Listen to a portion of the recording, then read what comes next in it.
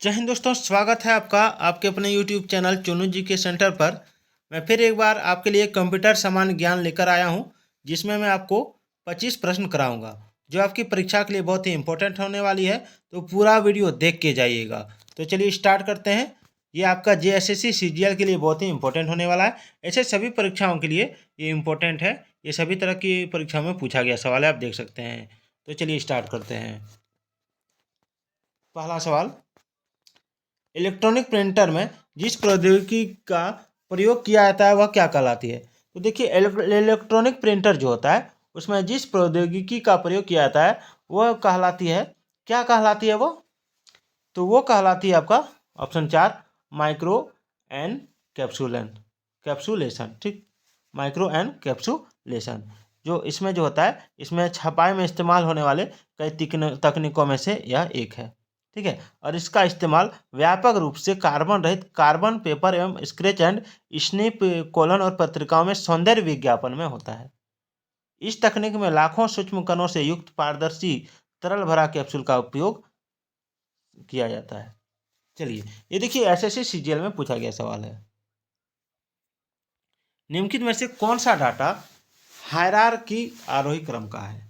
देखिए, ये भी बहुत इंपॉर्टेंट सवाल है। इसमें हो जाएगा आपका option 4, bit byte field record file database. ठीक है, याद रखिएगा। यानी डाटा स्टोरेज प्रणाली के अंतर्गत डाटा को विभिन्न स्टोर पर बढ़ते क्रम में व्यवस्थित किया जाता है।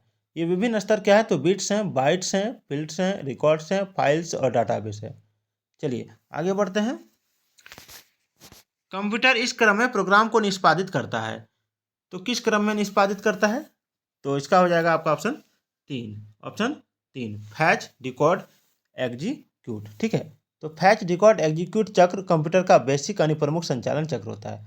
यह एक प्रक्रिया है जिसके द्वारा कंप्यूटर अपनी मेमोरी से प्रोग्राम इंस्ट्रक्शन प्राप्त करता है और कंप्यूटर निर्धारित करता है कि इंस्ट्रक्शन का पालन करने के लिए किस कार्य की आवश्यकता है और उन कार्यों को निष्पादित करता है। चलिए आगे बढ़ते हैं। प्रोम का प्रयोग किए जाने के बाद हम सूचना को केवल डैश करते हैं, क्या करते हैं? तो देखिए, प्रोम का प्रयोग, ठीक है ना, इसका प्रयोग जो होता है, प्रोम का प्रयोग एक जो किया जाता है, प्रोम का फुल फॉर्म पहले जान लीजिए। प्रोम का फुल फॉर्म होता है प्रोमेबल रीड ओनली मेमोरी। तो यह एक मेमोरी चिप है जिस पर डाटा केवल एक बार लिखा जा सकता है। ठीक है, और एक बार प्रोग्राम हो जाने के बाद डाटा अस्थायी हो जाता है और इसे मिटाया नहीं जा सकता। और इसमें क्या होता है कि इन्फॉर्मेशन अस्थायी रूप से मेमोरी सेल में स्टोर हो जाती है और हम उस डाटा को केवल रीड कर सकते हैं लेकिन उस पर लिख नहीं सकते, इसलिए रीड ओनली मेमोरी होता है। ठीक है, यानी ऑप्शन 1 इसका राइट आंसर है। रोम का अभिप्राय क्या है? तो रोम का अभिप्राय होता है रीड ओनली मेमोरी। अभी मैंने आपको बताया, रोम से तात्पर्य रीड ओनली मेमोरी से है। एक प्रकार की कंप्यूटर मेमोरी है जिस पर डाटा प्री रिकॉर्ड किया जाता है और रोम चिप पर डाटा एक बार लिखे जाने के बाद उसे रिमूव नहीं किया जा सकता, केवल पढ़ा जा सकता है। यही है रीड ओनली मेमोरी। ठीक है, इंटरनेट टेक्नोलॉजी में प्रयुक्त शब्द URL का क्या अभिप्राय है? तो देखिए, इंटरनेट जो है, ठीक है, इसमें URL यूनिफॉर्म रिसोर्स लोकेटर इसका फुल फॉर्म है। ठीक है ना, URL का फुल फॉर्म होता है यूनिफॉर्म रिसोर्स लोकेटर। सामान्यतः इसे वेब एड्रेस के रूप में जाना जाता है और URL वेब रिसोर्स का रेफरेंस है। चलिए आगे बढ़ते हैं। कंप्यूटर के एक भाग से दूसरे भाग में सिग्नल भेजने वाले इलेक्ट्रॉनिक पथ को क्या कहते हैं? देखिए, कंप्यूटर के एक भाग से दूसरे भाग में जो सिग्नल भेजा जाता है इसको कहते हैं आपका ऑप्शन 3 बस, BUS बस। इसका तात्पर्य होता है विद्युत पथ या वायरों या तार के संग्रह से। इसके द्वारा डाटा एक कंप्यूटर से दूसरे कंप्यूटर को संप्रेषित किया जाता है। एक संचरण पथ है जिसमें लाइन से संबद्ध प्रत्येक डिवाइस पर सिग्नल भेजे जाते हैं या प्राप्त किए जाते हैं। और इंटरनल बस कंप्यूटर के सभी आंतरिक भागों को CPU और मेन मेमोरी से जोड़ता है। चलिए आगे बढ़ते हैं।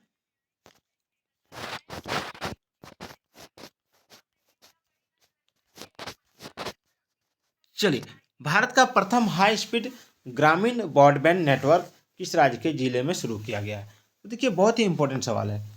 इसका आंसर क्या होगा? इसका आंसर हो जाएगा आपका, सबसे पहले जान लीजिए कि केंद्रीय संचार और सूचना प्रसारण मंत्री श्री रविशंकर प्रसाद ने जनवरी 2015 में डिजिटल इंडिया कार्यक्रम के अंतर्गत केरल के इडुक्की जिले में, ठीक है, तो यानी ऑप्शन क्या हो जाएगा? केरल।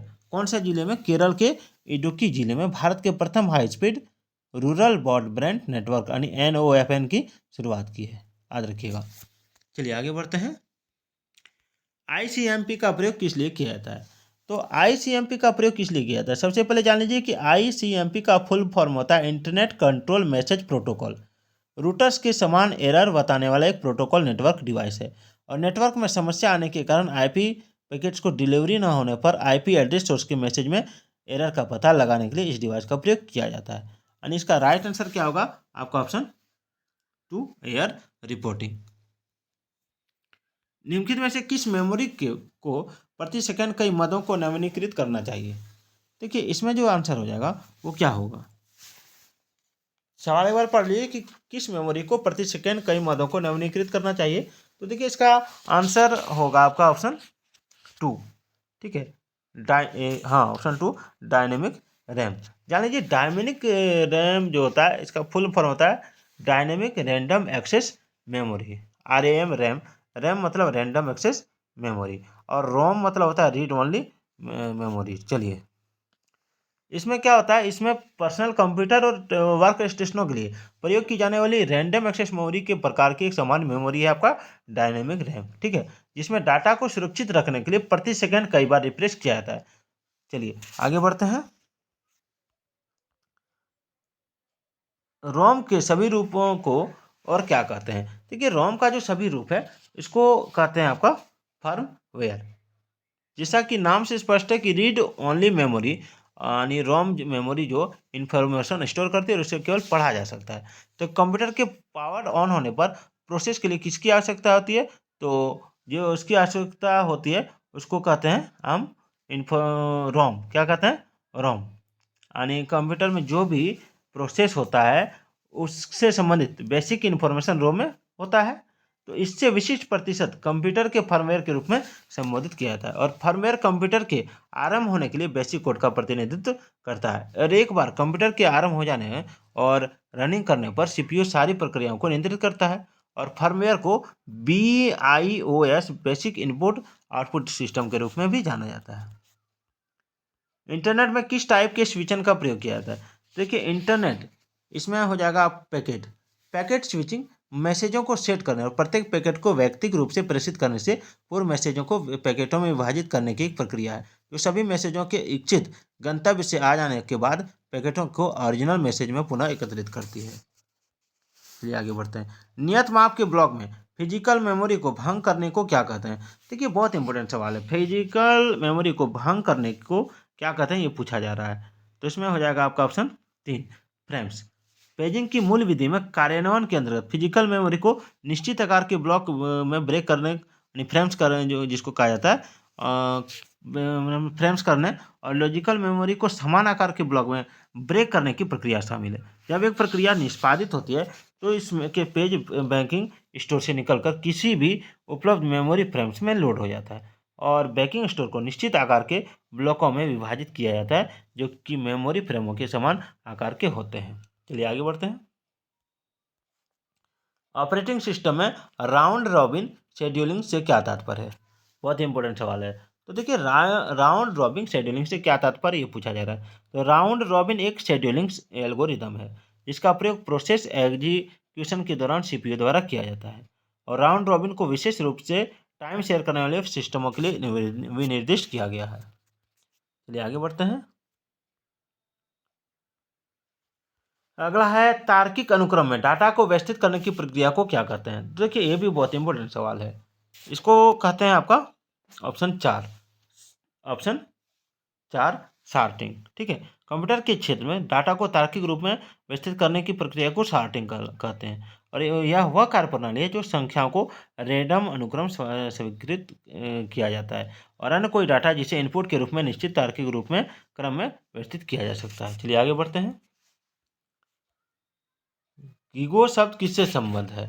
तो गीगो शब्द जो संबंध है वो है आपका ऑप्शन 4 एक्यूरेसी। सूचना प्रौद्योगिकी के संदर्भ में गार्बेज इन या गार्बेज आउट एक विशेष भाषा है जिसका अर्थ है कि यदि इनपुट इनवैलिड है तो प्रोग्राम लॉजिक के सही हो जाने के बाद रिजल्ट इनकरेक्ट होगा, और अपूर्ण डाटा उपलब्ध होने के कारण प्रोग्राम गलत रिजल्ट देता है, क्योंकि कंप्यूटर सदैव इसे दिए गए जो डाटा को प्रोसेस करने का प्रयास करता है। तो इस प्रकार गीगो आउटपुट की शुद्धता से संबंधित है। इसके साथ ही यह इनपुट की शुद्धता पर निर्भर करता है।